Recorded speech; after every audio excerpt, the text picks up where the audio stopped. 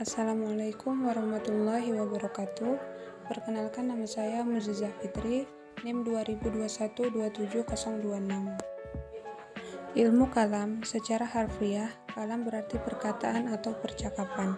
Sedangkan secara terminologi, bahwa ilmu kalam adalah ilmu yang membicarakan tentang wujud Tuhan, sifat-sifat yang harus ada padanya, sifat-sifat yang tidak ada padanya, dan sifat-sifat yang boleh ada padanya, dan berbicara tentang para rasul, Allah untuk menegakkan kebenaran kerasulannya dan mengetahui sifat-sifat yang harus ada padanya, sifat-sifat yang mungkin tidak ada padanya, dan sifat yang mungkin ada padanya.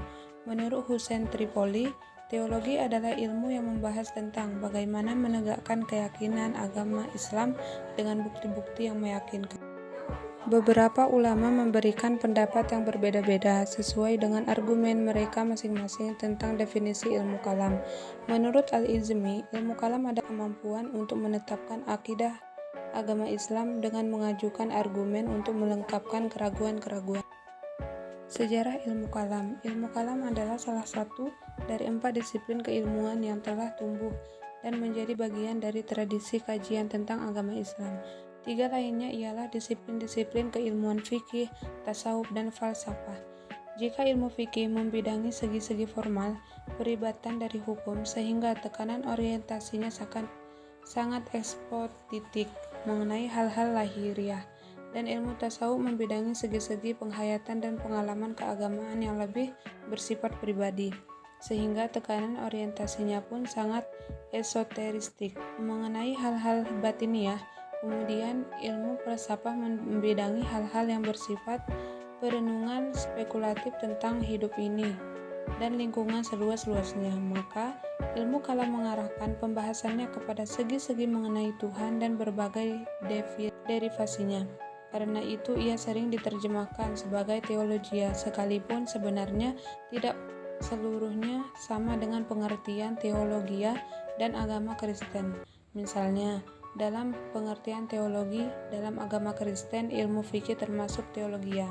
Karena itu, sebagian kalangan ahli yang menghendaki cenderung kepada nepotisme, terjadilah ketidakdisiplinan di kalangan umat Islam, dengan banyaknya penentang-penentang yang tidak setuju kepada Khalifah Utsman. Puncaknya tewas terbunuh oleh pemberontakan dari Kufah, Basrah, dan Mesir. Kemudian faktor-faktor internal. Al-Quran sendiri selain menyeru kepada tauhid dan keyakinan akan kenabian serta hal-hal yang berkaitan dengannya, juga menyinggung kelompok dan agama yang ada pada masa Nabi Muhammad SAW yang memiliki keyakinan sesat.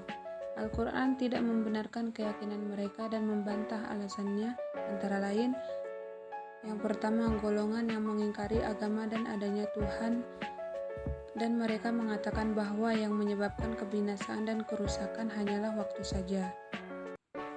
Yang selanjutnya, orang-orang kafir dalam surat Al-Isra ayat 17. Dan tidak ada sesuatu pun yang menghalangi manusia dari beriman ketika datang petunjuk kepadanya, kecuali perkataan mereka, apakah Allah mengutus seseorang manusia sebagai utusan.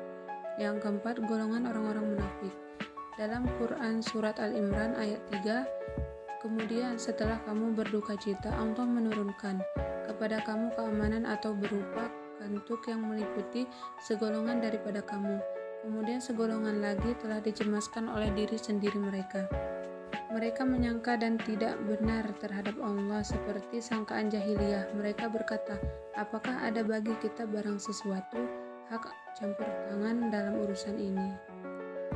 Yang selanjutnya, faktor-faktor eksternal.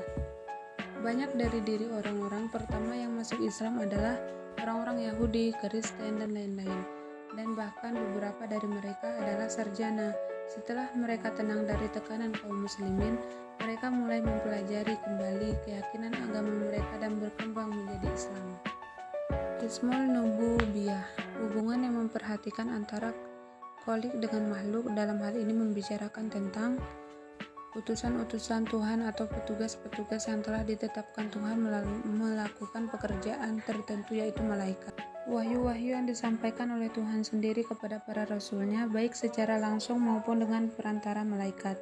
Para rasul itu sendiri yang menerima perintah dari Tuhan untuk mencapai ajaran kepada manusia. Persoalan yang berkenaan dengan kehidupan sesudah mati nantinya yang disebut dengan Qismul al-Sam'iyah. Hal ini meliputi hal-hal sebagai berikut: sebuah kebangkitan manusia kembali di akhirat, hari perhitungan, persoalan sirat atau jembatan, persoalan yang berhubungan dengan tempat pembalasan yaitu surga atau neraka. Ayat terkait ruang lingkup kalam dalam surat Al-Baqarah ayat 177 yang berbunyi, "Bukanlah suatu keutamaan memalingkan wajah ke arah timur dan ke barat, tetapi sesungguhnya keutamaan itu adalah beriman kepada Allah, hari akhir, para malaikat, kitab-kitab, para nabi, dan memberikan harta yang dicintainya kepada kerabatnya, anak yatim, fakir miskin, musafir, atau yang membutuhkan pertolongan."